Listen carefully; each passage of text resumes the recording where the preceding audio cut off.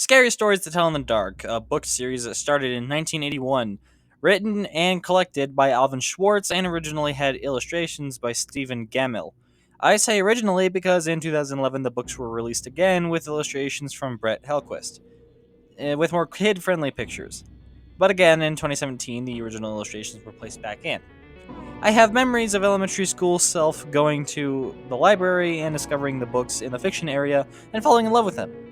One of the things I actually want to remember about young me, because when I was small I was a fucking cretin. But I'm better now, I swear. In certain cases, I suppose. Anyway, this series in total has 3 books. The original Scary Stories, the sequel More Scary Stories, and the threequel Scary Stories 3, More Tales to Chill Your Bones. In 2004, they released a compilation of the books, 3 stories in one, called the Scary Stories Treasury, and then in 2017 they released the series in a box set of 3 books known as Scary Stories, the complete 3-book collection. If I could rank all 3 books, I would go 1 through 2. There was also a film produced by Guillermo del Toro in 2019, but we'll talk about that later.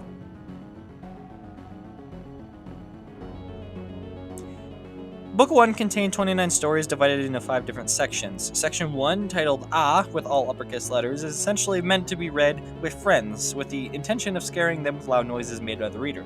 Book version of a jump scare just in person and with friends, which of none I have. Section 2, titled He Heard Footsteps Coming Up the Cellar Stairs, all of the stories in the section have ghosts in them, and the section name is actually the name of one of the stories. And this section contains my favorite illustration of the entire trilogy, The Thing. Wrong picture. The Thing, this one, is my favorite just due to the skeletal features of the character, and it was one of the first few images that stuck with me since I was little. Section 3, They Eat Your Eyes and They Eat Your Nose, is full of many different stories with no real connecting element, a theme with a lot of these different sections. Section 4, Other Dangers, has more modern urban legends and ghost stories, like the Hook urban legend, one of my personal favorites, I would say in the top 10. The top 10 urban legends list? Let me know. The babysitter story, the one, killer's in the house, calls a babysitter calls the cops, all the kids die, babysitter dies sometimes, entertaining stuff. And then section 5, also known as in all caps, but italicized this time, has comedic stories with elements of spookiness. My favorite being the last story, The Ghost with the Bloody Fingers.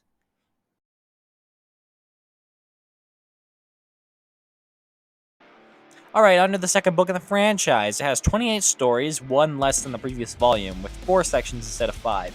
Section 1, titled When She Saw Him, She Screamed and Ran, contains more stories primarily based on ghosts.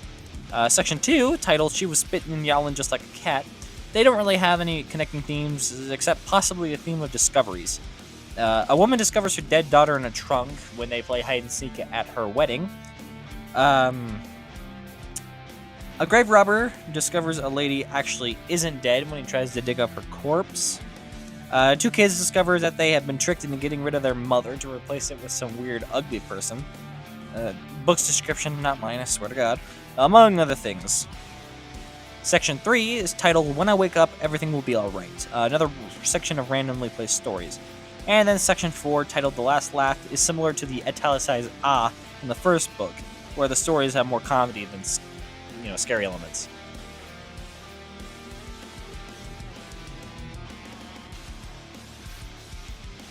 Now, when doing research for this video, I only own a physical copy of the first book, and I was able to find a digital copy of the second.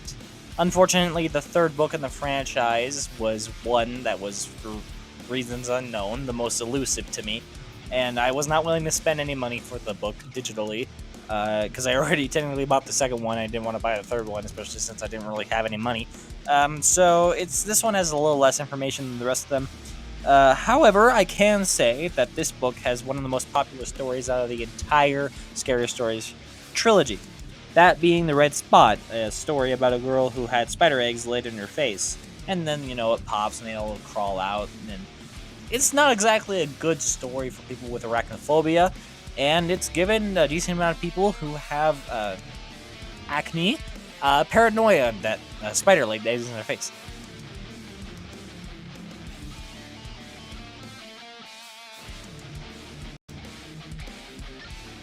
Alright, now let's talk about the movie. So, directed by Andre Overdahl, I probably said that wrong, and partially written and produced by Guillermo del Toro. I say partially because there were obviously more people than just Guillermo del Toro, but, he's probably the most popular person connected to this movie. The film has a 6.2 star rating on IMDb and a 77 on Rotten Tomatoes. The film has won 4 awards, winning feature film at the BMI Film and TV Awards in 2020, sound editing at the Directors Guild of Canada in 2019, best creature effects at the Fangoria Chainsaw Awards in 2020, and the best horror/thriller film at the National Film and Television Awards in 2019. I enjoyed the movie and I thought I would make a full review. Um, you know, I might not, in the brain. Um, However, I was disappointed when I found out the film was PG-13 instead of R. I suppose it makes more sense than an R rating for the target audience of teenagers or young adults who grew up with his books from the Scholastic Book Fair, but still, I have hope for the sequel that is in development currently, which, to quote director Andre Overdahl, will make greater use of those drippy, terrifying Stephen Gammell drawings that made the original book series so memorable. Here's to hoping that the Thing will show up in that movie.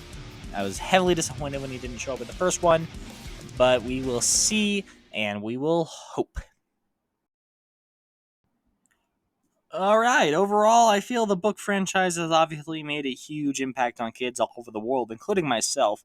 So, even though the illustrations gave small me nightmares, I am extremely grateful for their existence and I am excited to see where the franchise will venture next. When I was younger, I had a very small fear tolerance, unlike now, which basically nothing surprises me or scares me anymore. Little me, well, yes, grew up watching horror movies.